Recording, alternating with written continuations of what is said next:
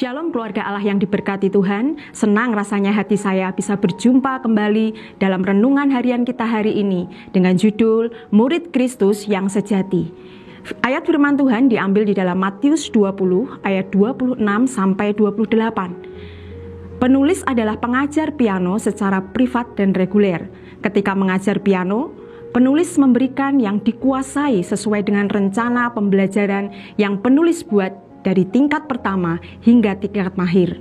Penulis dan murid-muridnya hanya sebatas mengisi pengetahuan, skill, dan teknik untuk murid.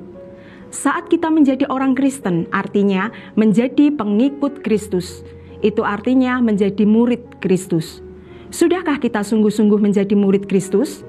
Ini yang akan kita pelajari bersama. Bagaimana kita dapat menjadi murid Kristus yang sejati? Pertama, menghidupi firman Tuhan. Firman Tuhan adalah perkataan Tuhan sendiri.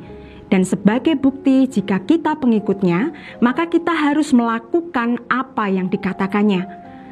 Setiap bagian firman Tuhan yang kita baca, renungkan dan pikirkan, bahkan kita catat sebagai hal yang harus dilakukan. Saat Tuhan melihat firman dalam kita, maka Roh Allah akan bekerja. Dengan kata lain, ketika kita menghidupi firman Tuhan, maka kita sedang mengaktifkan Roh Allah di dalam kita. Sebagai bukti dipimpin oleh Roh Allah adalah ketika melakukan firman Tuhan. Yang kedua, menghasilkan buah. Buah apa yang dihasilkan bila kita melekat kepada Yesus? Buah roh terdapat dalam Galatia 5 ayat 22 sampai 23.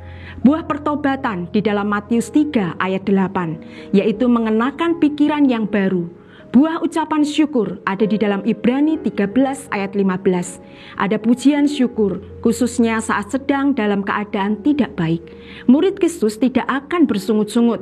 Buah jiwa-jiwa dalam Kisah Para Rasul 1 ayat 8.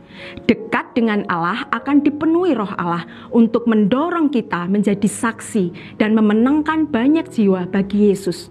Ketiga, melayani ada di dalam Matius 20 ayat 26 sampai 28. Tuhan tidak mencari orang pintar atau hebat, tapi Dia mencari mereka yang mau dipakai menjadi alatnya. Petrus, salah seorang murid Kristus, dia hanya seorang nelayan biasa, tapi bersama Kristus ia melakukan hal-hal yang luar biasa. Jangan tunggu atau menunda panggilan Tuhan. Biarlah kita menjadi seperti apa yang dikatakan Nabi Yesaya dalam Yesaya 6 ayat 8. Lalu aku mendengar suara Tuhan berkata, siapakah yang akan kuutus dan siapakah yang mau pergi untuk aku? Maka sahutku, ini aku, utuslah aku. Mari kita menjadi murid Kristus yang sejati dengan menghidupi firman Tuhan, menghasilkan buah, dan melayani. Amin. Jika keluarga Allah merasa diberkati dengan renungan hari ini, silahkan like, komen, subscribe, dan bagikan renungan ini ke lebih banyak orang, supaya saudara-saudara yang lain juga mendapatkan berkat yang sama dengan kita.